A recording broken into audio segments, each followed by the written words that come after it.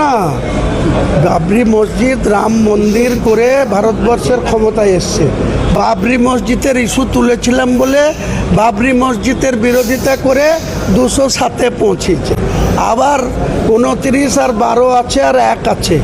লোকসভার টাইমে এই বাবরি মসজিদ তৃণমূলকে ফিনিশ করবে, বিজেপিকে কতটা মাইলেজ দিবে, আর বাবরি মসজিদ প্রতিষ্ঠা করে আমি কতটা মাইলেজ পাবো অপেক্ষা করুন না। ওই অন্ধভক্ত শুধুমাত্র যে এক ধর্মে হয় সেটা না, অন্ধভক্ত কিন্তু এখন সব ধর্মে আছে, সব ধর্মে, বুঝতে পারছেন? তাহলে একে যারা ভোট দিয়ে রেজিনগরে ৭০,০০০+ ভোট দিয়ে জিতিয়েছে এবং নওদাতে ৩০,০০০+ ভোট লিড দিয়ে জিতিয়েছে, তাহলে তারা কত বড় অন্ধভক্ত, তারা কত বড় অন্ধভক্ত, সে যে ধর্মেরই হোক না কেন। নিশ্চয়ই হিন্দুরা তো ভোট দেয়নি ওকে, যেই ধর্মের মানুষ ভোট দিয়েছে তারা কত বড় অন্ধভক্ত আপনি বলুন।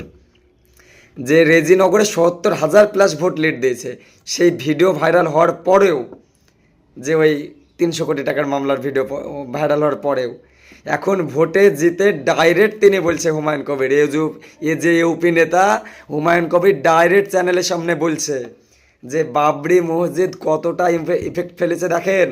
বাবরি মসজিদ এবং রাম মন্দির করে পুরো পশ্চিমবঙ্গে বিজেপি ক্ষমতায় চলে এলো, আর এই বাবরি মসজিদ করেই টিএমসিকে আমরা ফেলেছি। এবার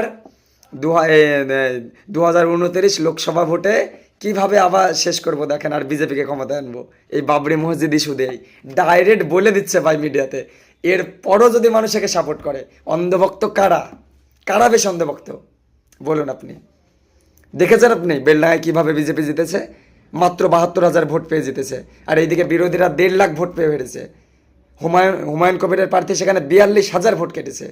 এই অবস্থা পশ্চিমবঙ্গের, জেনে বুঝেও সব অন্ধভক্ত।